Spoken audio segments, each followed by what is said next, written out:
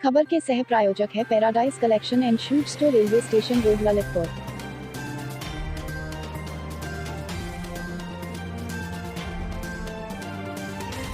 इस खबर की सह प्रायोजक Sanskar valley academy school, Mahrauni road, Masaura Kala, Lalitpur.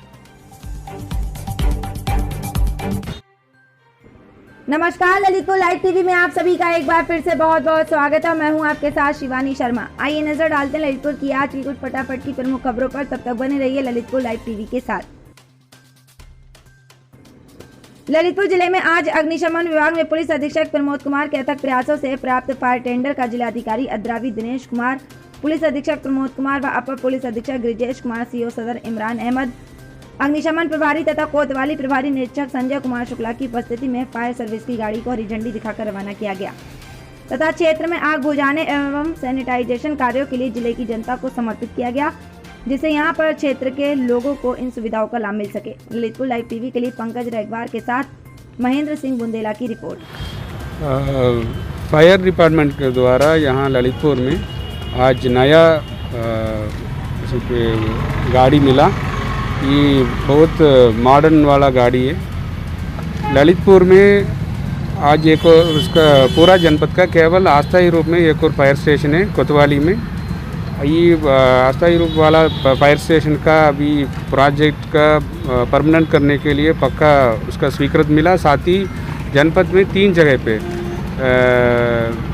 Mahroni, मडौरा, तालबेगट तीनों जगह का फायर स्टेशन का भी शासन से स्वीकृत मिला।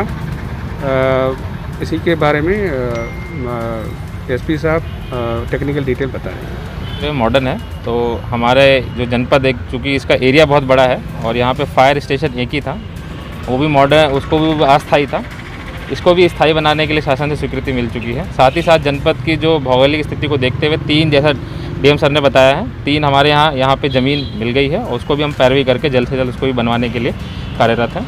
और जो हमें एक नई गाड़ी मिली है, इससे जनपद में हमारे पास पर्याप्त गाड़ियाँ अभी हो गई हैं, जिसको हमने अस्थायी रूप से 3 जगह पे महरौनी और तालबेहट में भी एक गाड़ी खड़ी करा दी है, ताकि कोई फायर की कहीं कोई शिकायत आती है तो उसको जल्दी से जल्द कवर किया जा सके।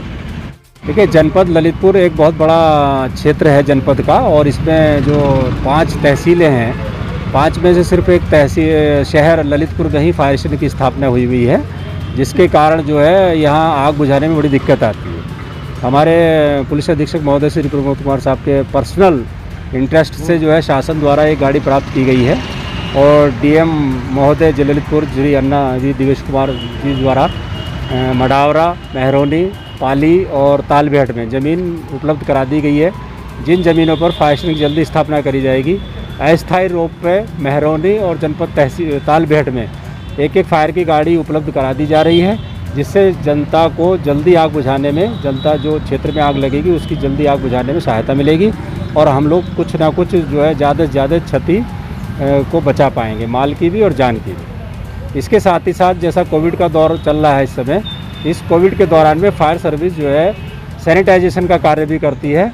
वो सैनिटाइजेशन कार्य में भी हम लोग पूरा सहयोग प्रदान करेंगे स्वास्थ्य विभाग की मदद से, जिससे लोगों को चैन और अमन मिल सके। देख रहे हैं फायर स्टेशन की ज़मीन है जो खाली पड़ी है, यहाँ पे शासन द्वारा परमानेंट भवन बनाने की स्वीकृति दे दी गई है। वो लगभग 13-14 करोड़ रुपए की स्वीकृति है। उससे यहाँ पर स्थायी फायर स्टेशन बनेगा। शहर में फायर स्टेशन यही रहेगा, अन्य तहसीलों में मडावरा, महरौनी, तालबेहट और पाली, उनमें अलग से फायर स्टेशन बनाया जाएगा।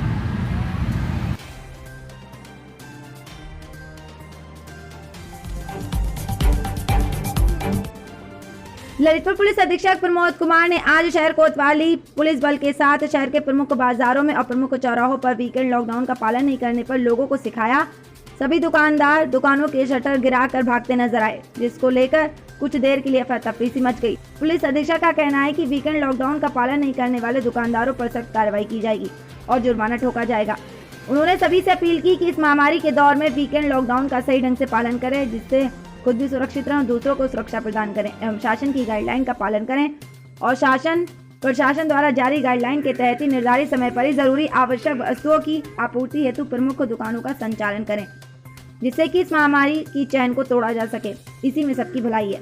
ललितपुर लाइव टीवी के लिए महेंद्र सिंह बुंदेला के साथ पंकज रेगवार की रिपोर्ट। ललितपुर जिले की तहसील पाली क्षेत्र अंतर्गत बाला बेहट न्याय पंचायत अंतर्गत ग्राम बरोदिया में आज सुबह एक बोरिंग मशीन में बोरिंग करते समय अचानक आग लग गई, जिससे अफरा तफरी मच गई। देखते ही देखते मशीन धुआं कर जल गई और आसपास मोहल्ले में कई दुकानों में धुआंधार सा भर गया।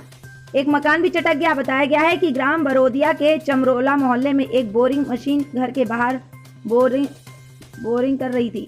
अचानक ही मशीन में आग लग गई। जब तक कि कोई कुछ समझ पाता कुछ करता, इससे पहले आग विकराल रूप धारण कर चुकी और देखते ही देखते मशीन पूरी तरह से जल गई। गनीमत रही कि किसी प्रकार की कोई जनहानि नहीं हुई। ललितपुर लाइव टीवी के लिए तहसील पाली से प्रियंक जैन के साथ मोनू विश्वकर्मा की रिपोर्ट। ललितपुर जिले के स्टेशन रोड स्थित भगवान महावीर ने चिकित्सालय में आज अन्नपूर्णा सेवा संघ द्वारा एंटीबॉडीज व रक्त जांच शिविर का आयोजन किया गया, जिसमें लगभग 200 लोगों के रक्त की कराकर उनकी एंटीबॉडीज की क्षमता देखी जाएगी, जिसके आधार पर उनसे कोरोना से जंग लड़ रहे लोगों की जान बचाई जा सके। तो वहीं इस कोरोना काल में अन्नपूर्णा सेवा संघ की सराहनीय पहल की जिले में भूरी प्रशंसा हो रही है तथा ये पहल शहर के लोगों को एक वरदान साबित हो रही है। ललितपुर लाइव टीवी के लिए महेंद्र सिंह बुंदेला के साथ पंकज रायकवाड़ की रिपोर्ट। कहर भी लगातार जारी है और रेमडेसिविर इंजेक्शन से लोगों को मिल नहीं पा रहे हैं, तो डॉक्टर कहता है कि रेमडेसिविर इंजेक्शन लगवाओ या फिर प्लाज्मा लगवाओ। प्लाज्मा थेरेपी एक ऐसी थेरेपी है जो सिर्फ इंसान के शरीर से दी जा सकती है। जो कोरोना से ग्रस्त रह चुके हैं उन्होंने कोरोना से जंग जीती है, वो अपनी एंटीबॉडीज़ उनकी तैयार हुई थी, तो उसके बाद आज वो सक्षम है किसी दूसरे को अपनी एंटीबॉडीज़ देकर उसकी जान बचाने में। इसी क्रम में सर्वाधिक आवश्यकता होती है कि उसकी एंटीबॉडीज़ कितनी है, ये जानने में 3 से 4 घंटे का समय लगता है। जब झांसी हमारा डोनर देने जाता है तो जब 3 से 4 घंटे का समय लगता है तो उकता जाता है। तो हम यहाँ पर एंटीबॉडीज़ जांच करने का शिविर इसलिए लगाया है कि जो लोग प्लाज्मा दान करना चाहते हैं प्लाज्मा थेरेपी के लिए, उनका समय प्लाज्मा डोनेट करते वक्त बचे। और कई ऐसे लोग हैं जिन्होंने कोरोना का इलाज घर में ले लिया या उनको पता ही नहीं चला, तो उन लोगों को का भी जांच हम कर रहे हैं। अगर उनकी अच्छी एंटीबॉडीज़ है तो उनका हम प्लाज्मा दिला रहे हैं। पहले हमने 25 तारीख को महावीर जयंती पर यहाँ पर शिविर लगाया था, उसमें करीब 15 लोग ऐसे थे जिनको कोरोना हुआ ही नहीं था और उनका प्लाज्मा उनकी एंटीबॉडीज़ बहुत अच्छी निकली, तो उन्होंने डोनेट किया है। आज उनसे कई लोगों की जान बचाने में मदद मिली है, उन लोगों को कोरोना से लड़ने में मदद मिली है। ये तो तय है कि जिसको कोरोना हो चुका है केवल वही प्लाज्मा डोनेट कर सकता है, क्योंकि एंटीबॉडीज़ केवल उसी की बनती है। हाँ, ये ज़रूरी नहीं है कि उसका सरकारी रजिस्टर में उसकी एंट्री हो। वो सर्दी खांसी से पीड़ित रहा हो, उसको बुखार आया हो और उसने समझा हो उसकी इम्यूनिटी के कारण वो आराम से निकल गया हो, तो उसे लगा कि ये कोई सामान्य बुखार था और एंटीजन नेगेटिव आया, RT-PCR नेगेटिव आया, लेकिन उसको कोरोना होकर निकल चुका होगा और उसकी उतनी ही अच्छी एंटीबॉडीज़ बनेगी जिसने जितनी कम दवाई खाई होगी। बिल्कुल, जांच से ये पता चल जाता है कि अब एंटीबॉडीज़ कितनी आपकी शेष है और कितना अच्छा आपका प्लाज्मा एंटीबॉडीज़ तैयार है प्लाज्मा देने के लिए। जितना समय निकलता जाएगा उतना उसका एंटीबॉडीज़ कम हो जाएंगी और जिनकी वैक्सीन लग रही है 28 दिन बाद वही भी प्लाज्मा दे सकते हैं, क्योंकि उनकी एंटीबॉडीज़ बहुत तेज़ी से बढ़ती हैं, बहुत अच्छा प्लाज्मा हो जाता है उसका। पहली वैक्सीन लगी हो या दूसरी, किसी भी वैक्सीन लगने के 28 दिन बाद ही वह डॉक्टरों के अनुसार प्लाज्मा दे सकता है। ऐसे कई लोग हैं हमारे जिन्होंने 2-2, 3-3 बार भी दे दिया है प्लाज्मा। हमारे शरीर में जो एंटीबॉडी बनती है उसके द्वारा, ब्लड के द्वारा हम लोग उसमें से प्लाज्मा निकाल कर गंभीर पीड़ित कोरोना पीड़ित मरीजों को दे देते हैं। हमारा ब्लड पुनः पूरा शरीर में वापस आ जाता है, किसी तरह की कोई कमजोरी नहीं होती है। अभी हमारे ललितपुर में इस तरह की सुविधा यहाँ पर प्लाज्मा निकालने की नहीं है। हम लोगों ने प्रशासन से मांग की है, हम लोग भी सहयोग करेंगे, ऐसी आशा है। शीघ्र जिला अस्पताल में यह यूनिट लग जाएगी प्लाज्मा निकालने वाली। अन्नपूर्णा सेवा संघ इसमें अपना बहुमूल्य योगदान दे रही है। ललितपुर में कई लोग प्लाज्मा लेकर ठीक होकर अपने घर वापस आ रहे हैं। अभी तक करीब 100 लोगों को इन्होंने प्लाज्मा डोनेट किया है। आज भी शिविर लगाया गया जिसमें करीब 200 लोग अपनी जांच कराकर तैयार होकर उन्होंने शपथ पत्र दिया है कि अगर एंटीबॉडी नहीं हुई तो हम ब्लड भी देकर जिसको ज़रूरत होगी उसके जीवन की रक्षा करेंगे। कोरोना काल के चलते ललितपुर नगर के सभी वार्डों में बजरंग दल के कार्यकर्ताओं ने टोलियां बनाकर प्रत्येक वार्डों को सैनिटाइज किया, साथ ही स्वच्छता के साथ रहने का संदेश भी दिया, जिससे कि इस महामारी की जंग से जीता जा सके। ललितपुर लाइव टीवी के लिए महेंद्र सिंह बुंदेला के साथ पंकज रायकवाड़ की रिपोर्ट। बजरंग दल से हैं। क्या कर रहे हैं? कोरोना काल में हम लोग सैनिटाइजिंग कर रहे हैं ताकि आदमी स्वस्थ रहें। कितने लोग हैं आपके साथ? हम लोग अभी 6-7 हर वार्ड में 2-2 लड़के लगे हैं।